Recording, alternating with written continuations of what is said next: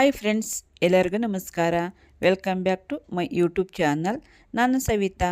ಎಲ್ಲರೂ ಹೇಗಿದ್ದೀರಾ? ಚೆನ್ನಾಗಿದ್ದೀರಿ ಅಂತ ಅಂದ್ಕೊಂಡಿದ್ದೀನಿ. ಇವತ್ತು ನಾನು ಒಂದು ಸ್ವೀಟ್ ಮೂಲಕ ವ್ಲಾಗ್ ಸ್ಟಾರ್ಟ್ ಮಾಡ್ತಾ ಇದ್ದೀನಿ.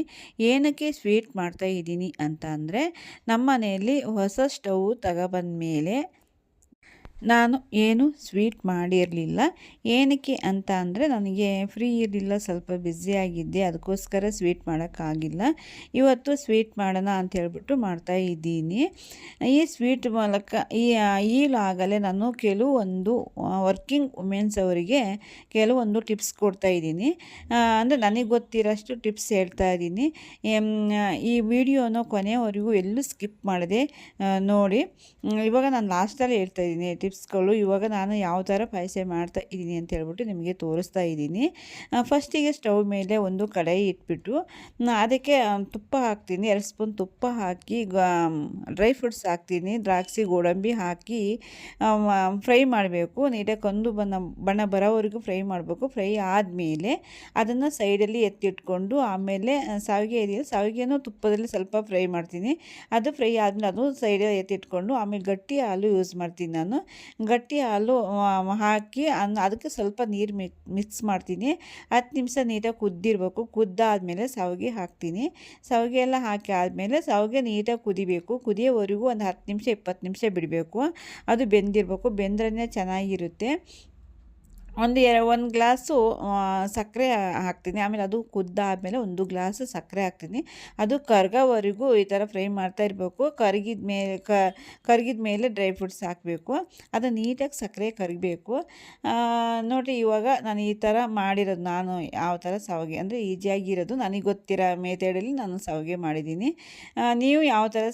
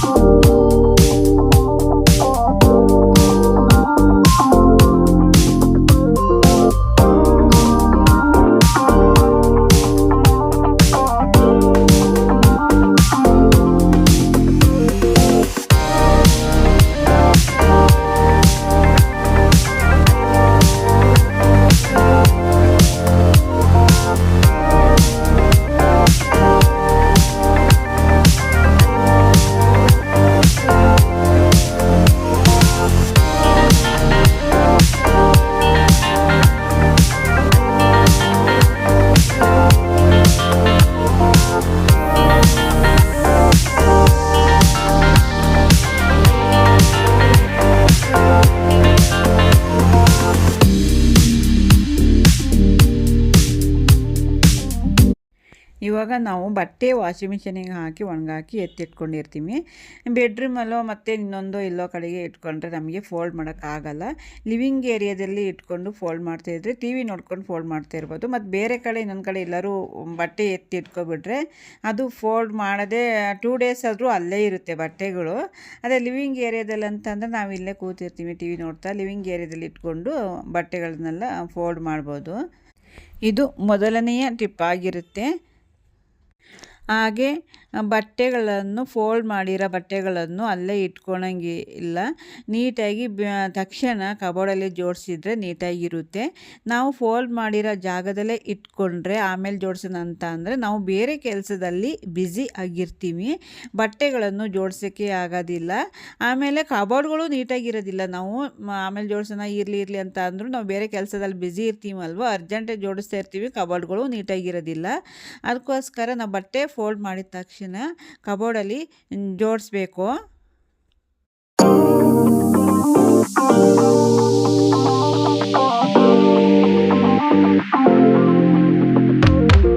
ವಾರಕ್ಕೊಮ್ಮೆ ನಮ್ಮ ಟವಲ್ಗಳನ್ನು ವಾಶ್ ಮಾಡಬೇಕು. ಅದೇ ಟವಲಲ್ಲಿ ನಾವು ಜಾಸ್ತಿ ಯೂಸ್ ಮಾಡಬಾರದು. ಮತ್ತು ಬೇರೆಯವರು ಯೂಸ್ ಮಾಡಿರುವ ಟವಲನ್ನು ಯೂಸ್ ಮಾಡೋಂಗಿಲ್ಲ.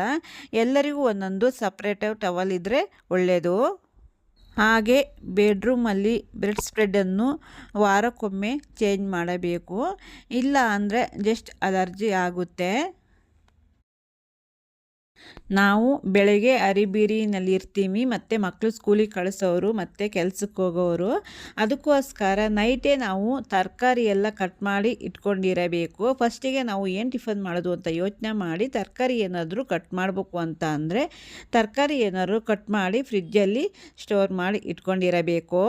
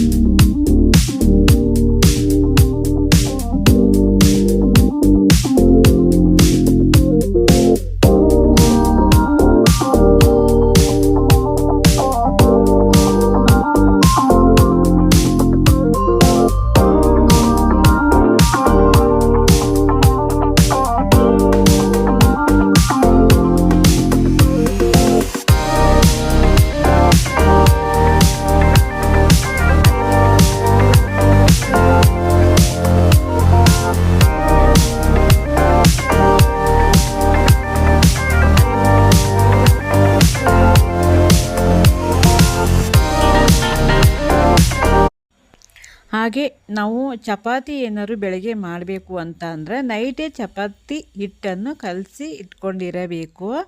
ಅಂದರೆ ನಾವು ಚಪಾತಿ ಯಾವ ಥರ ಕಲಿಸ್ಬೇಕು ಅಂತ ಅಂದರೆ ಫಸ್ಟಿಗೆ ರುಚಿಗೆ ತಕ್ಕಷ್ಟು ಉಪ್ಪು ಹಾಕ್ತೀವಿ ಗೋಧಿ ಹಿಟ್ಟಿಗೆ. ಉಪ್ಪು ಹಾಕಿಬಿಟ್ಟು ಮತ್ತು ಸ್ವಲ್ಪ ಆಯಿಲ್ ಹಾಕ್ತೀನಿ. ಆಯಿಲ್ ಹಾಕಿ ಆಯಿಲು ನೀಟಾಗಿ ಮಿಕ್ಸ್ ಆದಮೇಲೆ ನೀರು ಹಾಕಬೇಕು. ನೀರು ಅಂತ ಅಂದರೆ ಸ್ವಲ್ಪ ಲೈಟಾಗಿ ಬಿಸಿ ಇರಬೇಕು. ಲೈಟಾಗಿ ಬಿಸಿ ನೀರು ಹಾಕಿದರೆ ಚಪಾತಿ ಸಾಫ್ಟಾಗಿ ಬರುತ್ತೆ. ಅದನ್ನೆಲ್ಲ ರೆಡಿ ಮಾಡಿ ನೈಟೇ ಇಟ್ಕೊಂಡಿರಬೇಕು. ಬೆಳಗ್ಗೆ ಚಪಾತಿ ಮಾಡೋಕ್ಕೆ ಈಜಿ ಆಗುತ್ತೆ. ಮಕ್ಕಳು ಲಂಚ್ ಬಾಕ್ಸಿಗೂ ಕಳಿಸ್ಕೊಡ್ಬೋದು ಮತ್ತು ಕೆಲಸಕ್ಕೆ ಹೋಗೋವರೆಗೂ ಹೆಲ್ಪ್ ಆಗಬಹುದು.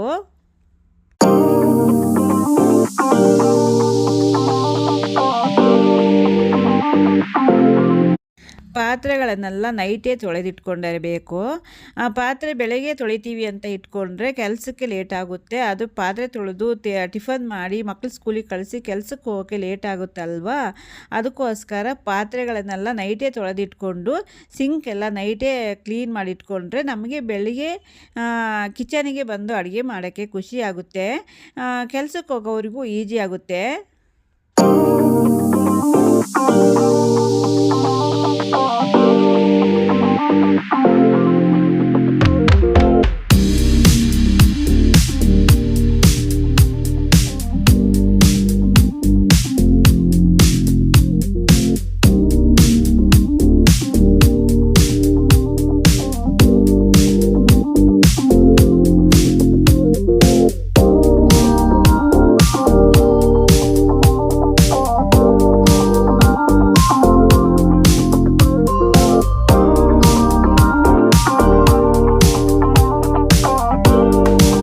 ಹಾಗೆ ಕಿಚನ್ ಕೌಂಟ್ರ್ ಟಾಪು ನೈಟೇ ಕ್ಲೀನ್ ಮಾಡಿ ಇಟ್ಕೊಂಡಿರಬೇಕು. ನೈಟು ಕ್ಲೀನ್ ಆದರೆ ಬೆಳಗ್ಗೆ ಟಿಫನ್ ಮಾಡೋಕ್ಕೂ ಈಜಿ ಆಗುತ್ತೆ.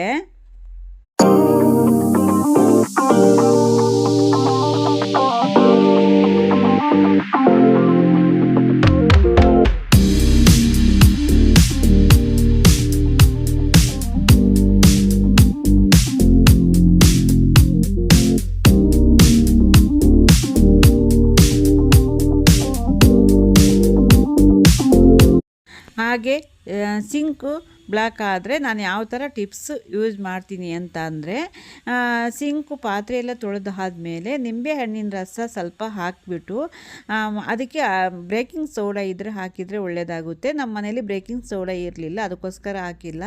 ಆಮೇಲೆ ವಿನೆಗರ್ ಹಾಕಬೇಕು. ವಿನೆಗರ್ ಹಾಕಿ ಆದಮೇಲೆ ಅದಕ್ಕೆ ನಾವು ಬಿಸಿ ನೀರು ಕಾಯಿಸಿರಬೇಕು. ಬಿಸಿ ನೀರನ್ನ ಮೇಲಿಂದ ಹಾಕಿದರೆ ಅದು ಸಿಂಕು ಕಟ್ಕೊಳ್ಳೋದು ಕಮ್ಮಿ ಆಗುತ್ತೆ.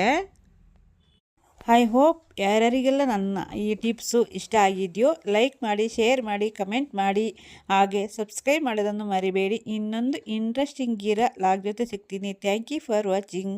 ಬಾಯ್ ಬಾಯ್.